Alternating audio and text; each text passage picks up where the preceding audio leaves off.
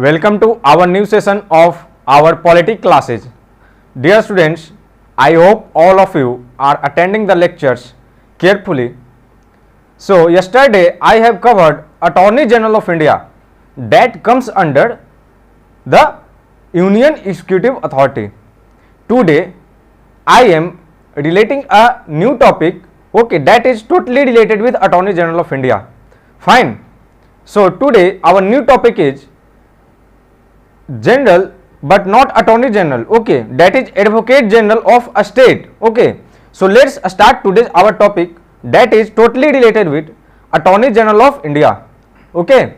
So today's our topic is, let's see, advocate general of a state. Yesterday I have told you about Attorney General of India, AGI, okay, fine. Till now I have told you that under Union Executive Authority, how many bodies, constitutional bodies I have told you? Number 1, President of India, number 2, Vice President of India, number 3, Prime Minister Office, number 4, Union Councils of Ministers, okay, and number 5, Attorney General of India. So I hope all the 5 constitutional union executive body have been fully covered. If any further remaining doubts within you, you are regularly contacting our team and personally me, and we are trying our best to clear all your doubts. So now I am relating Advocate General of a state with Attorney General of India. If you have attended yesterday's lecture, then I am 100% sure that you will not even miss a single point in Advocate General of a state part, okay, because both are totally related. It is at central level. Attorney General of India defends the government of India, okay, and Advocate General of a state defend the particular state. A state means a states of Assam, Manipur, a states of UP, Maharashtra, and so on, okay. So what are the qualifications regarding Advocate General of a state? I will tell you right now, okay. Here little bit differences, because it is on the basis of a state level while it is on the basis of central level. So qualifications will be really different, but here the qualification will be minimum. Earlier yesterday I have told you whatever qualifications I have told you about Attorney General of India, those are the minimum qualifications. Here these qualifications are also on the same way, same process, okay. These are the minimum qualifications. So right now I will tell you about what are the qualifications, okay. Just see. So what are the qualifications to become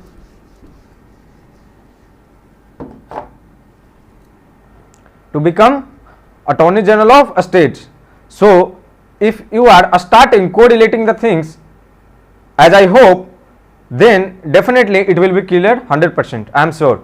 Yesterday I have told you that anyone who is eligible to become Judge of Supreme Court is eligible to become Attorney General of India. Please listen my word again. Anyone who is eligible to become a Judge of Supreme Court will be automatically eligible to become Attorney General of India. In the same way, if anyone who is eligible to become a Judge of High Court will eligible to become Advocate General of a state, okay, Advocate General of a state, fine. So I hope you are correlating with your static classes. Is it clear to all of you? I hope so. So we are moving to the next slide, okay. So what are the, before entering in the new slide, I will tell you the whole process of qualifications, okay. Yesterday I have told you that qualifications of being a Judge of Supreme Court and being a Judge of High Court is different, but being a qualification of Supreme Court and being a qualification of Attorney General of India, it's same, okay. Here the same process goes on, fine. To being a Judge of High Court and being a qualification eligibility criteria to For Advocate General of a state, both are equal. Okay, so if you will learn about qualifications to become a judge of High Court, then you will automatically learn about the qualifications, the eligibility to become Advocate General of a state. Okay, so here we are going to discuss about what are the qualifications to become Advocate General of a state. So let's see qualifications.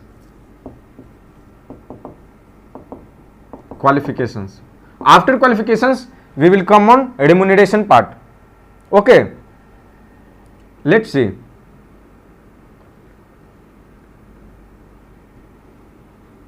Understand it properly, be attentive. Okay, the first one is that Indian citizen. This is mandatory. Okay, it is mandatory. Yesterday I have told you that number 1 criteria is mandatory to become Attorney General of India. That is the same one, that is Indian citizenship. You have to be a citizenship of India to become and fulfill the eligibility criteria to become a judge of Supreme Court and as well as to become Attorney General of India. In the same way, this number 1 criteria, that is you should be a citizen of India to become a judge of High Court and Advocate General of a state. Okay, so number 1 is mandatory, and the remaining 2 things, that is criteria number 2 and criteria number 3, that I will tell you right now. In the eligibility criteria during the lectures of Attorney General of India, there are 4 criteria. I have told you about 4 criteria. Okay, I hope you have seen properly that lecture, but here only 3 criteria. Okay, you have to fulfill number 1 criteria, that is Indian citizenship. This is mandatory, but out of these 2 criteria, that is number 2 and number 3, you have to fulfill any one criteria. Okay, if you are fulfilling number 1 and number 2, then you are automatically eligible to become Advocate General of a state, and if you are fulfilling number 1 and number 3, then too you are eligible to become Advocate General of a state. Okay students, if you are fulfilling all these 3 criteria, then it is above minimum qualification. That is okay, that is very good, fine, because here the minimum qualifications I am telling you. Okay, so let's see what are the next one. The next criteria is holding judicial office for at least 10 years. Holding judicial office for at least 10 years. Okay, so what is judicial office? See, each and every state have some kind of offices judicial that is related with judiciary. Okay, if you find and if you want, then you can search that how many types of judicial office present in any state. Okay, different kinds of judicial offices present in each and every state. So minimum 10 years experience in working in that judicial office. Okay, means this judicial office working experience should be minimum 10 years. Okay, so if you are fulfilling both these criteria, that is number 1 Indian citizenship, number 2 holding judicial office for at least 10 years, then you are eligible to become Advocate General of a state. Okay, the next criteria, and that is the last one, that is you should be an advocate of or lawyer of, okay, you can say anything, advocate or lawyer of High Court for at least 10 years. This is also 10 years. Okay, so are you getting it? Advocate of High Court for minimum 10 years. Your working experience as an advocate in any high courts. Okay, should be minimum for 10 years, then you are eligible to become Advocate General of a state. If you are fulfilling number 1 and number 2, then you are eligible to. If you are fulfilling number 1 and number 3, then you are eligible to. But if you are fulfilling number 2 and 3 only and not fulfilling number 1, then you are not eligible to. It's just like if you are fulfilling number 1 plus number 2 criteria, then you are eligible to become Advocate General of a state. If you are fulfilling number 1 plus number 3, then too you are eligible to become Advocate General of a state. But if you are fulfilling number 2 and number 3 only, not number 1, then you are not eligible to become Advocate General of a state. But if you are fulfilling all these 3 criteria, then also you are eligible to become Advocate General of a state, because it is over minimum qualifications. Because number 1 is mandatory and here is or. Either with fulfilling criteria number 1 it is mandatory, and with that mandatory portion you have to fulfill either number 2 criteria or number 3 criteria. Okay.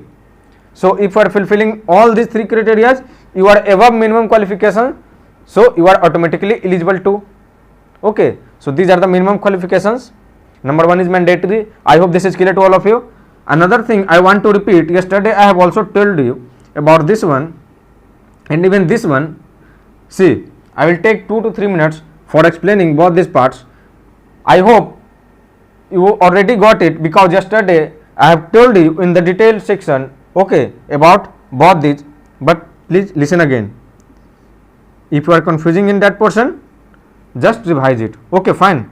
See, holding judicial office for minimum 10 years is if anyone, any Indian citizen who is holding any judicial office for 6 years, or it is 5 years, 3 years, 2 years, anyone, or either 1 month, anything, any time frame, and after serving in that particular judicial office, that Indian citizens had been transferred to some other judicial office for 3 years. So total it is 9 years, and again he is transferred to some another, and at that location, that judicial office, that person, that Indian citizen has served for at least 1 year, then to that person is eligible, to fulfill the second criteria. If any person who is fulfilling the criteria in even a single judicial office, like in a single judicial office, if anyone served for 10 years, then he is eligible to, or she is eligible to. Means totally as a whole, I want to say that either in a single judicial office or by combining more than one judicial office, if there will be minimum time frame for serving in judicial offices is 10 years and you are Indian citizen, then you are fulfilling number 1 and number 2 criteria, so you are automatically being eligible to qualify for which section? Advocate General of a state.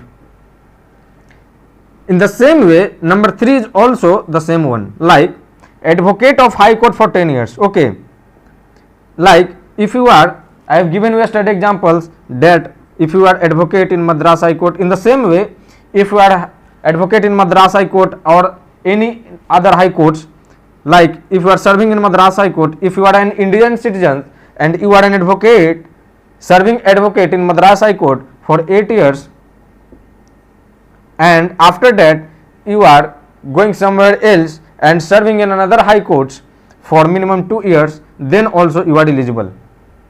If you are serving in a single high court for 10 years, that is okay, that is fine, okay.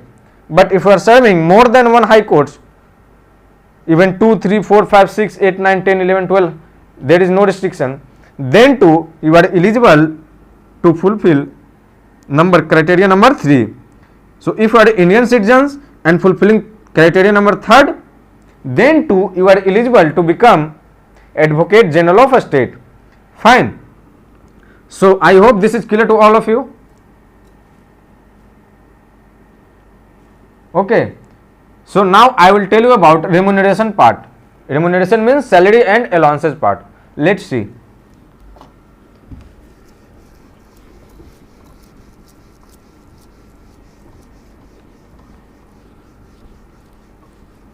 I am covering this part because yesterday I have covered Attorney General of India, and this part is totally related with Attorney General of India. So your revision will be fine. Okay, done in a single day, and you will get each and every point with a dynamical view. Okay, if you are fluent in each and every lectures, then you are going to crack the exam if your confidence and momentum is not going to lose. Okay, fine. Let's see now remuneration part. As earlier yesterday class I have told you that remuneration, that means salaries, allowances and some other facilities, that is of Attorney General of India. Attorney General of India, salaries and allowances of Attorney General of India is not fixed by the Constitution of India. Okay, it is not fixed by the Constitution of India. So in the same way, the salaries and allowances are not, that is remuneration, is not fixed by the Constitution of India. For whom? For Advocate General of State too. Okay, it is also a constitutional body. Advocate General of a State, it is also a constitutional body. Okay, but since don't remember all the articles by article number 176, article number 165, say this, no. UPSC is not going to ask this kind of questions. Okay, don't memorize each and every article. Whichever is important, okay, I will tell you. So it is also a constitutional body. Attorney General of a state derives its power from the Constitution itself, like Attorney General of India. Attorney General of India also derives its power from the Constitution itself. Okay, because both these parts are mentioned in the Constitution of India. That is why both these are, as well as Attorney General of India and Advocate General of a State, both are a constitutional body. Fine. So it is not fixed. So who will decide that how much salaries and allowances, that is remuneration, will be given to Advocate General of a State? First tell me that who will decide the remuneration of Attorney General of India? Who will decide? It will be President. Yesterday I have told you, I hope you have remembered all that sections. So here, since governor is playing the playing level field of president in a state level, okay, so here it is the governor who will decide. It is the governor who will decide the remuneration, salaries, allowances of Attorney General of a state. Okay, I hope all of you are getting it properly. So can I move to the next slide? So I am moving to the next slide. Okay, let's see duties and functions. See, if you have seen the previous lectures, the duties and functions are same, the same one, just little bit different. That Attorney General of India keeps the position, keeps the position of Government of India in High Court and Supreme Court. Attorney General of India defends the Government of India in Supreme Court and High Courts, and in the same way Advocate General of a state defends that respective state in High Court. Okay, in High Court. Fine. And even in, if any further upcoming matter, then he can defend in Supreme Court too.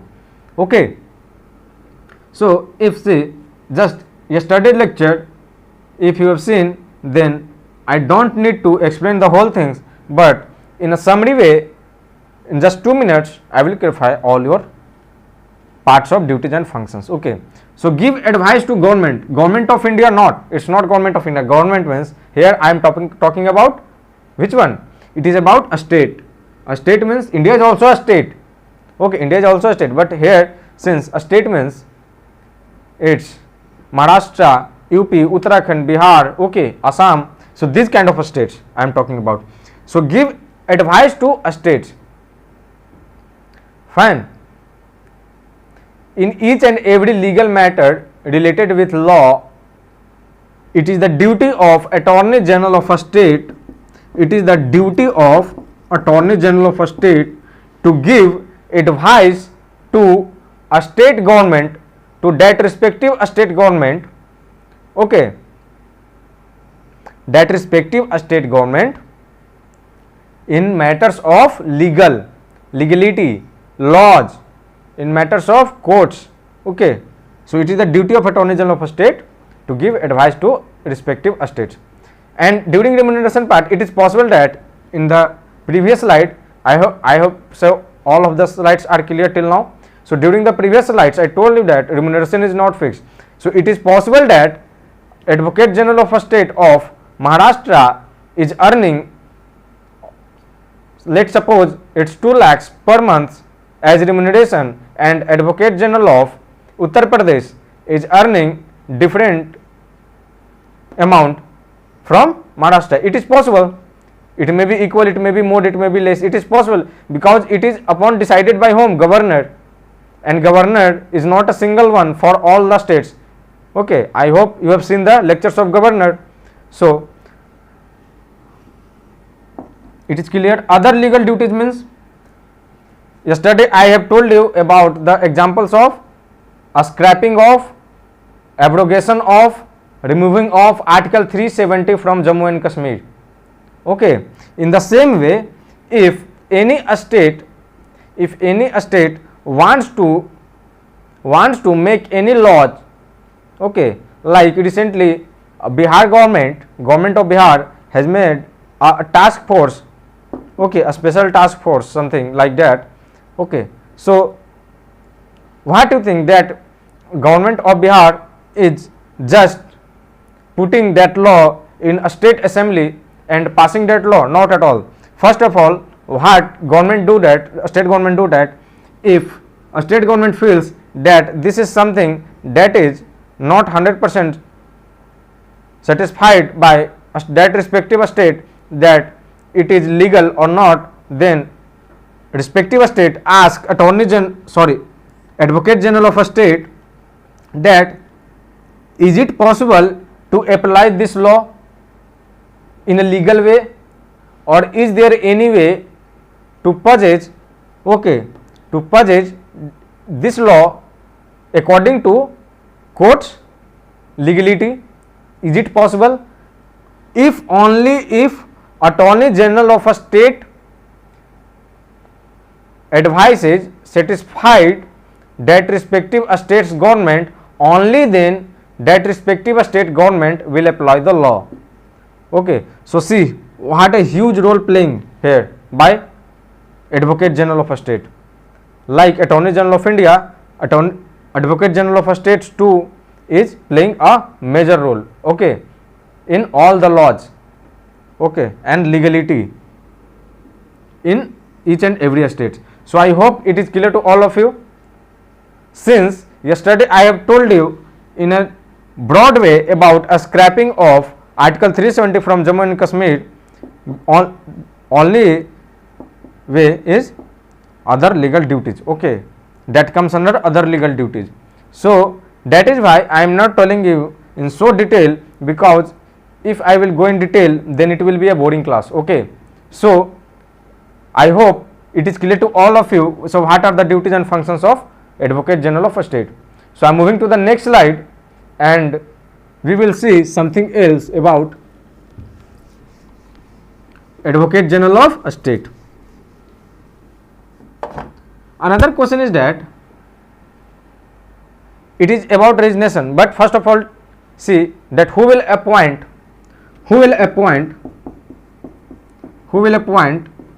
Advocate General of a state.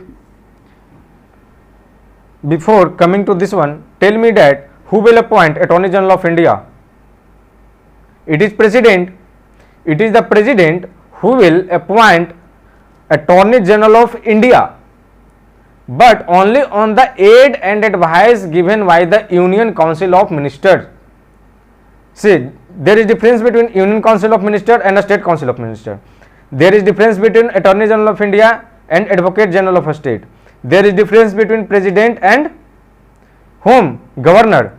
So when I am telling, just listen the words carefully, that it is the President who will appoint Attorney General of India on the aid and advices given by the Union Councils of Ministers. I am writing here so that it is clear to people. Just see that appointment of Advocate General of a state will be done by whom? It will be done by governor. Okay, it will be done by governor of that state, but only on the aid and advices of a state councils of ministers.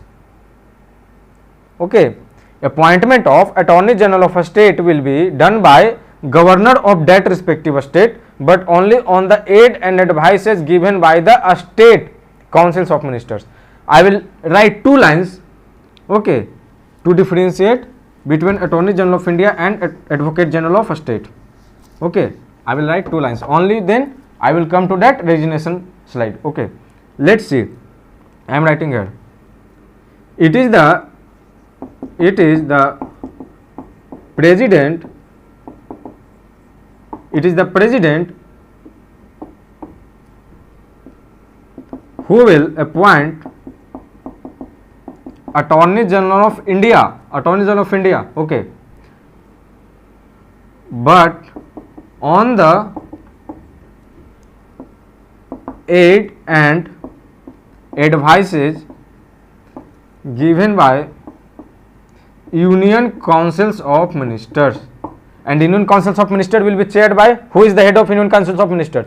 Union Councils of Ministers. Union means central. Okay, at the central level, at the level of India, at the national level.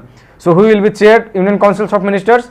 It will be the headed by Prime Minister. Okay. So whatever the Prime Minister aid and advice given to the President, it will be mandatory for the President to accept that aid and advices. Otherwise, it will be termed as violation of Constitution for President. So let's see what are the keywords here. It is the President. Okay, who will appoint Attorney General of India, but on the aid and advices of given by Union Councils of Ministers. Now again I am writing next sentence. I hope it is visual to all of you. If not, then too I am telling in such a slow way and in such a simple language that you can easily hear me. Okay, fine. Now I will repeat the same line. Okay, it is the governor who will appoint Attorney General of a state. Here is Attorney General of India, here is Attorney General of a state. Okay, Advocate General of a state, who will appoint Advocate General of a state, but on the aid and advices given by the state councils of ministers. And who will head a state council of ministers? It is Chief Minister. It is the Chief Minister who is the head of a state council of ministers. Fine.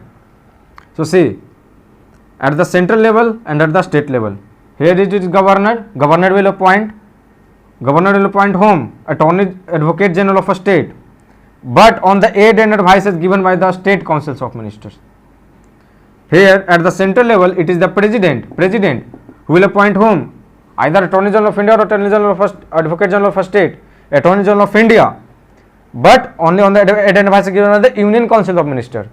So question may ask that it is the president who will appoint Attorney General of a state. It is the president who will appoint Attorney General of a state on the aid and advices of Union Councils of Ministers. Tell me, is it right statement or wrong? I am repeating it again. I will give you two statements. Tell me, it is wrong or right? It is the president who will appoint Advocate General of a state. I am repeating it again. It is the president who will appoint Advocate General of a state on the aid and advices given by the Union Councils of Ministers. Is it true or false? Tell me. It is the president who will appoint Advocate General of a state on the aid and advices given by the Union Councils of Ministers. So either it is president who will appoint Attorney General of a state, on the 8 advices of Union Council of Ministers or not? No, it is not president. Okay, it is governor who will appoint attorney general of a state on the 8 advices of a state council of ministers. So if you will read both these lines with proper attention, I hope you will not mistake in the examination hall. Okay. Another thing is that about resignation, I will tell you that. Okay. So I hope this is clear to all of you that it is the president who will appoint attorney general of India. Okay, on the 8 advices of Union Council of Ministers, and it is the governor who will appoint advocate general of a state on the 8 advices of a state councils of ministers. So please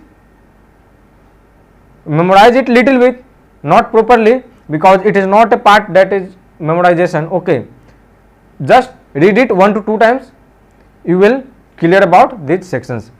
Now about resignation 1, I have told you that in the earlier class, in the classes of yesterday, tell me that if Attorney General of India wants to resign from his office, then whom he or she submit the resignation? It is president. Okay, so Attorney General of India will submit his resignation to President of India. In the same way, Advocate General of a state, if Advocate General of a state wants to resign from his office, then Advocate General of a state has to submit his resignation to governor of a state. Okay, governor. Fine. It is the governor whom Advocate General of a state will submit his resignation. Fine. So a question may come or a statement may come, and you have to correct that either this statement is correct or incorrect, that it is the president to whom Advocate General of a state will submit his resignation, or in this way that Advocate General of a state will submit his resignation to President of India. Is it true or false? Yes, it is false. Okay, fine. I hope this is clear to all of you, the resignation part 2. So I am moving to the next slide. This is about the term. Okay, this will be so easy if you have attended the class of yesterday that is about Attorney General of India, then it will be so easy. Okay, too easy. See, it is not fixed. The term, like term of governor is 5 years, term of chief minister is 5 years. If not transferred, then governor can serve in a state for maximum for time period of 5 years. Okay, but here it is not fixed by the Constitution of India. For Attorney General of India too, is it fixed or not? For Attorney General of India too, it is not fixed. Okay, why not fixed? Yesterday I have told you, because see, if not told you, then see here. If that Attorney General of India or that Advocate General of a state is not working in such a way as government wants, and these two positions, these two persons who is at the present time in office is not able to handling the proper situation in the courts, in high courts and supreme courts, then will the state government or union government should change this person or not? Yes, because if you are not, it is general thing that if you are not satisfied with your lawyer, you can change. Okay, you can hire other lawyer. In the same way, if Union of India is not satisfied with the handling of matter of done by Attorney General of India, then Government of India can change that person. That is why it is not fixed. Okay, because both these persons have proper qualities to defend a state governments and central governments in the courts, in the legal matters. Okay, no procedure for removal. Anytime, whenever President feels that now Attorney General of India should be removed from the office, then President can remove him. In the same way, anytime if Governor of any state feels that this person is not able to handle the matter properly, okay, then governor can dismiss advocate general of a state from the office, okay, without any procedure, but on the aid and advices of a state councils of minister. Here union councils of minister, here a state councils of minister. Okay, next is no grounds for removal. Like there is no grounds for removal for Attorney General of India, that if president is removing, here is I am telling you the means of this one, this part. If I am not, first I am telling about Attorney General of India, then I will tell about Advocate General of a state. See, this will be clear to all of you. If president is removing Attorney General of India from his office, then if president, there is no need to tell the reason why president is removing Attorney General of India from his office. There is no reason. Okay, there is no need to tell the reason.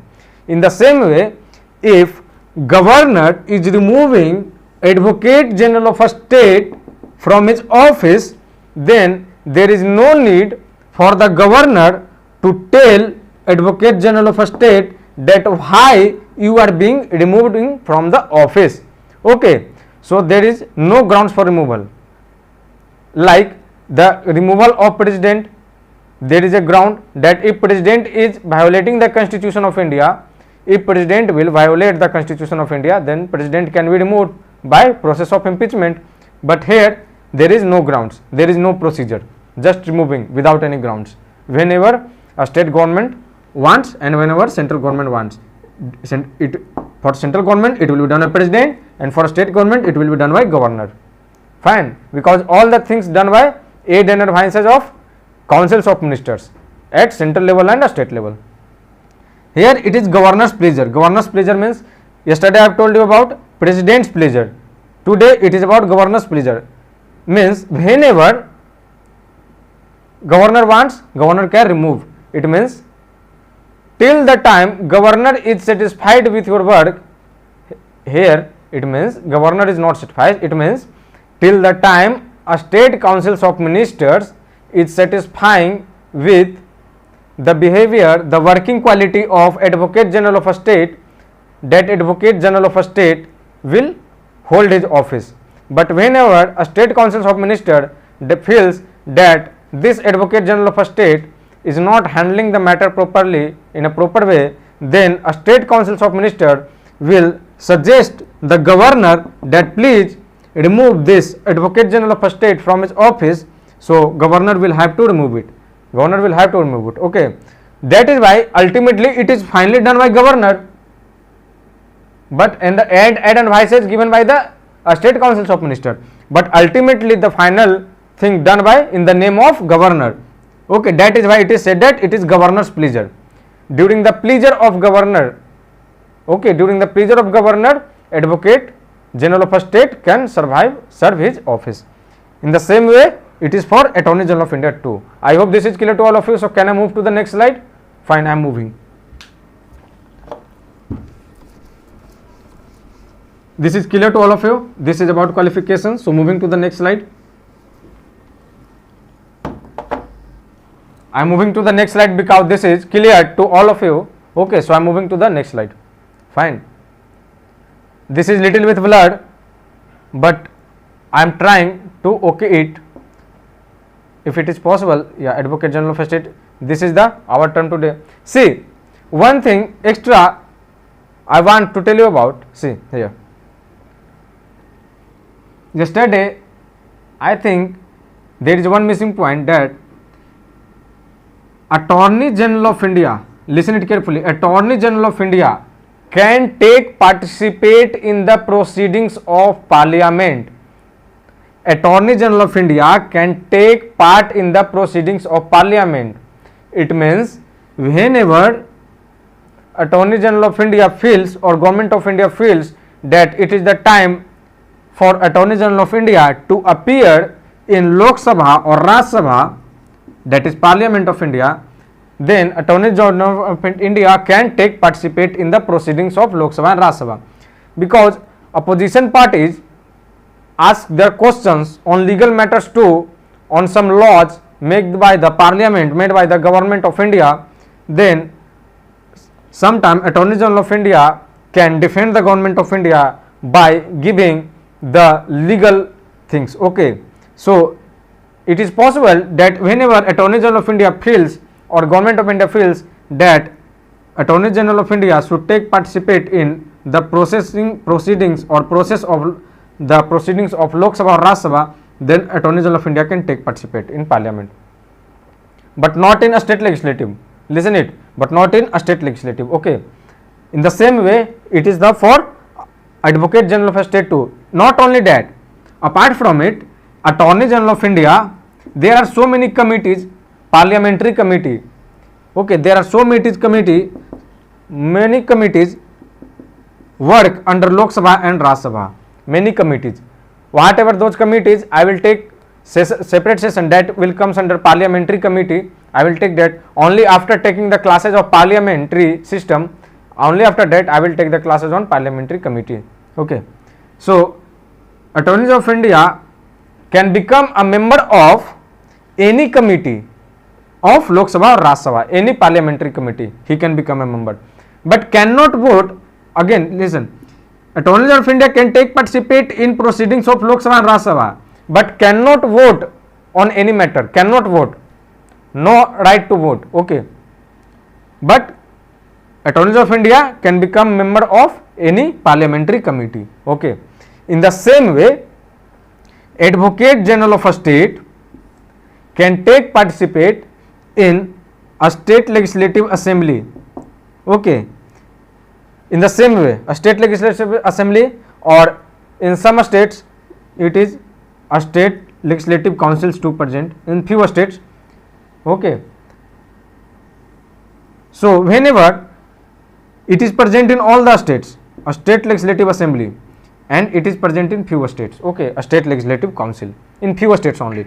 So whenever Advocate General of a state feels, or a state government, the respective state government feels that it is the time to present Advocate General of a state in legislative assembly or in legislative councils, then Advocate General of a state can appear and participate in the proceedings of a state legislative assembly as well as in a state legislative councils, but cannot vote. Here Attorney of India cannot vote in proceedings of Lok Sabha, Rajya Sabha. Here Advocate General of a state cannot vote in a state legislative assembly and a state legislative councils too.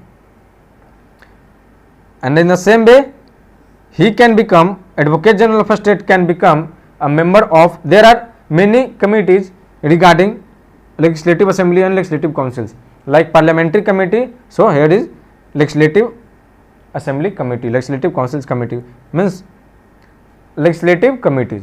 Okay, a state legislative committee, simple term, a state legislative committee. Okay, here is parliamentary committee and here is a state legislative committee. Fine. So he can become member of any state legislative committee as government feels. Okay, so I hope this is clear to all of you. Yesterday I have not told you about this one, so today I have cleared it, and with it I have cleared for the Advocate General of a state too. So it is clear to all of you or not?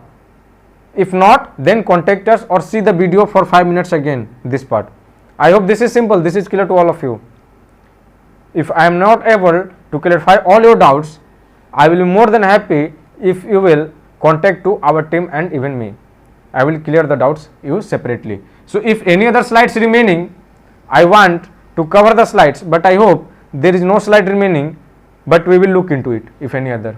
Yeah, rights has been remaining. See, legislature proceedings, it is done right now. Legislative committee done right now, can participate in legislative proceedings. Okay, and Attorney General of India can participate in parliamentary proceedings. Legislative committees can become member of legislative committee. Attorney General of India can become member of parliamentary committee, but Attorney General of India cannot vote during the proceedings of Lok Sabha or Rajya Sabha. And in the same way, Advocate General of a state cannot vote in the matter of any matter in a state legislative assembly and a state legislative council. Okay, but see, but if he was a member, if Attorney General of India no one is going to tell you, okay.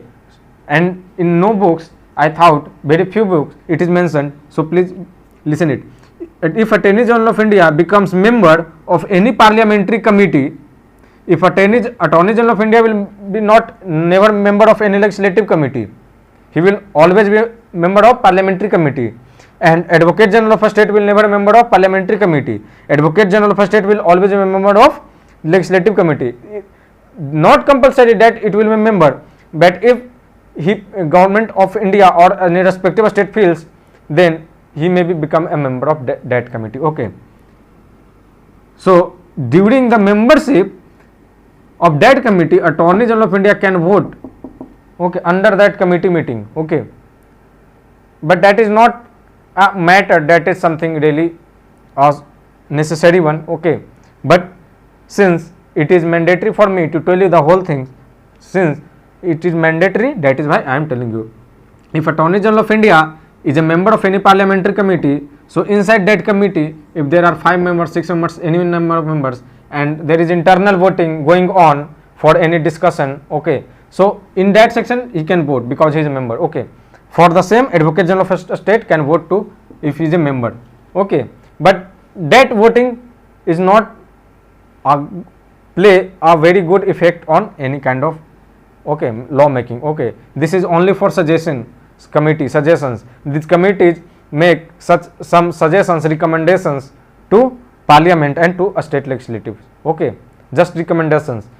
These committees cannot make any laws. Okay. These committees cannot make any laws for India or for any state. So these are internal meetings inside the committee, particular committee, and in that committee Attorney General of India can vote and Advocate General of a state can vote. But in the proceedings of Lok Sabha, Rajya Sabha, if anything is going on and a that thing, if any voting section has been going on, then Attorney General of India cannot vote and Advocate General of a state cannot vote in that section. Okay. I hope it is clear to all of you. So if any slide remaining, I want to cover. Okay. So let's see if any other remaining. No students, it is covered. So I hope the lectures of Attorney General of India and Advocate General of a state, it is clear to all of you. We will meet tomorrow with a new topic, with a fresh topic. Okay. And with an energetic view, you are going in such a way that I am really happy and our team are really happy to help you whatever way, the best way possible. Okay. So thank you. We will meet tomorrow. Thank you, students.